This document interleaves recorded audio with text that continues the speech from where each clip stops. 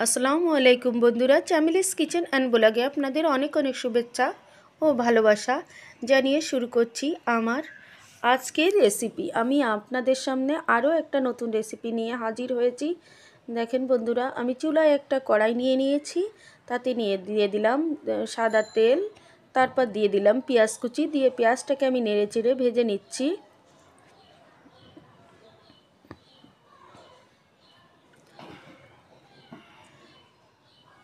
পেঁয়াজটা ভাজা পর্যন্ত অপেক্ষা করছি। দেখেন পেঁয়াজটা ভাজা হয়ে গেছে।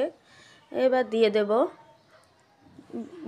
বাটা মশলা। এতে আছে জিরে বাটা, আদা বাটা আর রসুন বাটা। দিয়ে সামান্য পরিমাণে একটু পানি দিয়ে দিলাম মশলাটা কষিয়ে নেওয়ার জন্য। এবার একটু নেড়ে চেড়ে দিলাম। নেড়ে চেড়ে দিয়ে এর ভিতর দিয়ে দেব ধনিয়ার গুঁড়ি,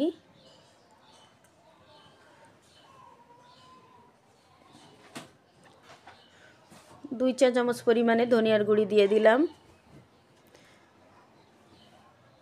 ধনিয়ার গুঁড়ি দিয়ে এবার কাঁচা শুকনো ঝালের গুঁড়ি দিয়ে দিলাম দেড় চা চামচ পরিমাণে। এবার দিয়ে দিলাম হলুদ গুঁড়ি পরিমাণ মতো, দিয়ে আবার একটু নেড়ে চেড়ে নিচ্ছি।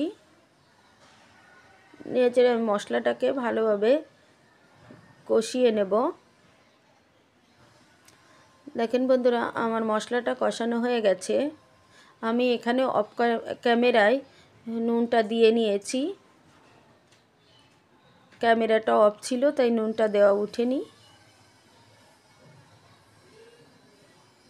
এবার দিয়ে দিচ্ছি শোল মাছ।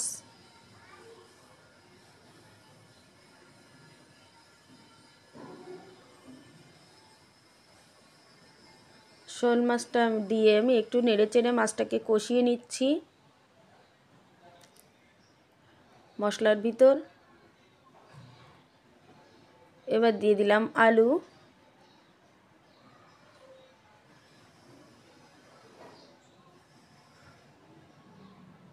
আলু দিয়ে আবার মশলার সাথে মাছের সঙ্গে একটু নেড়ে চেড়ে কষিয়ে নেব।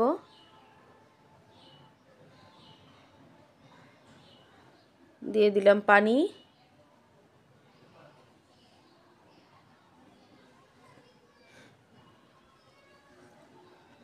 পানি দিয়ে নেড়ে চেড়ে দিচ্ছি।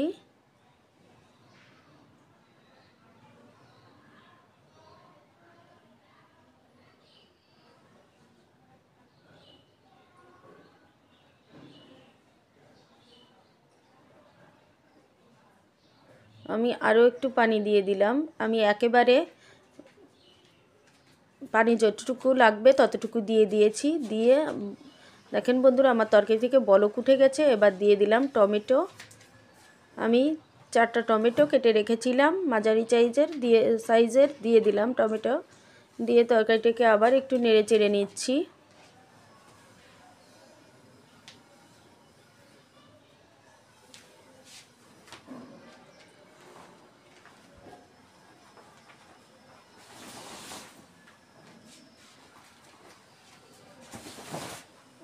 নুন হয়েছে কিনা দেখে চেখে নিচ্ছি।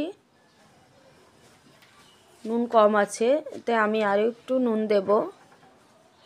আরও কিছুটা নুন দিয়ে দিলাম। নেড়ে চেড়ে দিচ্ছি আবার।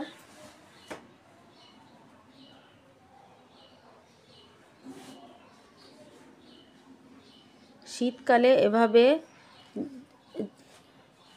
তরকারি রান্না করলে আলু আর তাজা মাছের ঝোল টমেটো দিয়ে খুবই টেস্টি এবং মজার হয় খেতে।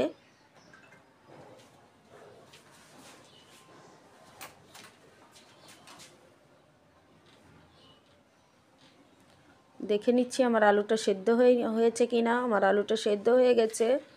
আমি আরও কিছুক্ষণ জাল করে তরকারির ঝোলটা টানিয়ে নেব।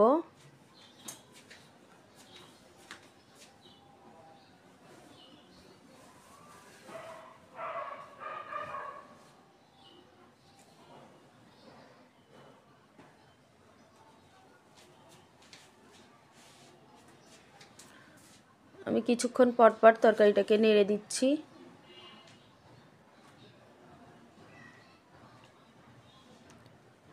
আবার এসেছি, আস্তে আস্তে নাড়ছি। এবার মাছটা সেদ্ধ হয়েছে, জোরে জোরে নাড়া দিলে মাছটা ভেঙে যাবে।